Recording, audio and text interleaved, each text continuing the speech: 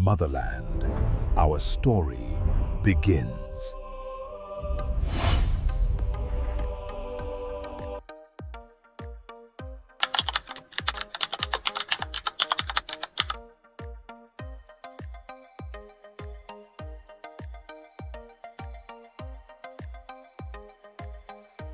Millions of years ago, early hominids walked across wet volcanic ash in what is now Tanzania, leaving these exact impressions behind.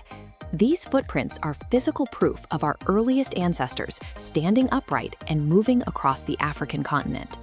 But if we pull back from that terrestrial dirt, past the clouds, beyond the atmosphere, and out into the vacuum of deep space, we find a very different environment. In the moments following the Big Bang, space was a freezing, violently expanding void.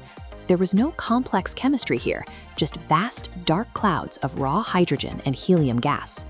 Looking at this hostile, empty expanse, it seems completely incompatible with the vibrant, highly organized biology that would eventually emerge on the African savanna. The emergence of life on Earth was not an isolated random event.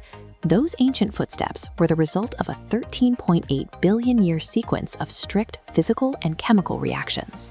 The long journey to biology started with gravity acting on early clouds of hydrogen and helium. Over millions of years, gravitational pull drew these gases together, forming massive, branching structures across the void. As these gas clouds became denser, they condensed into rotating disks. These were the very first galaxies, establishing the massive spiral structure of our own Milky Way. This schematic of a stellar core illustrates a process called stellar nucleosynthesis. Extreme pressure in these early stars acted as a cosmic furnace, crushing basic hydrogen atoms together and fusing them into heavier, complex elements like carbon, oxygen, and iron. When these giant stars ran out of fuel, they collapsed and detonated in massive supernovas, forcefully scattering those heavy elements deep into interstellar space. All the complex chemistry required to build a living cell requires those heavier elements. Without the violent life cycle and death of that first generation of stars, the physical building blocks for biology would not exist. Eventually, one specific cloud of this element-rich stardust in the Milky Way was disturbed. A shockwave from a nearby cosmic event compressed the nebula, forcing it to collapse in on itself and spin. At the dense center of this spinning disk, pressure and temperature spiked until our sun finally ignited. Surrounding the new sun, a chaotic ring of leftover gas and heavy cosmic debris remained. Over millions of years, these rocks smashed into each other, fusing together and gradually growing into spherical planetary bodies. The third planet to form from this debris settled into a very particular orbit. Looking at this solar system map, Earth landed in what astrophysicists call the Goldilocks zone, a narrow habitable band at the exact distance from the sun, where temperatures are mild enough to allow liquid water to pool and remain stable on the surface. Earth was now perfectly positioned to act as an incubator. It was a stable environment, equipped to catch and hold the heavy, star-forged elements necessary to begin the next phase. Moving beneath the early atmosphere, massive continental plates were shifting and colliding across the globe. One major section of this continental crust would eventually lock into place to form the African continent.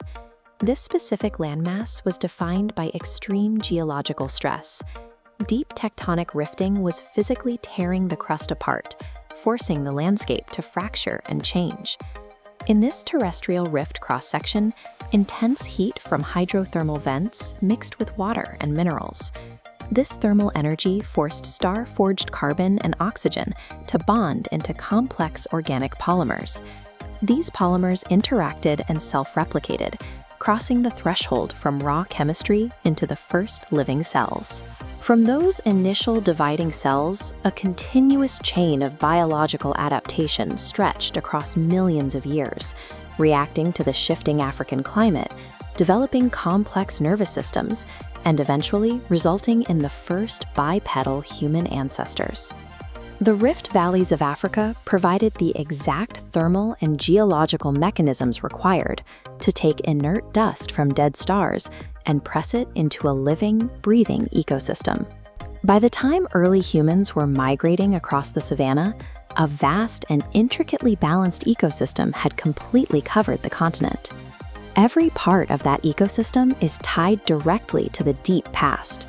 The carbon structures in the plants and animals were forged in the cores of exploding stars, and the water inside their cells was delivered by the violent collisions of planetary accretion.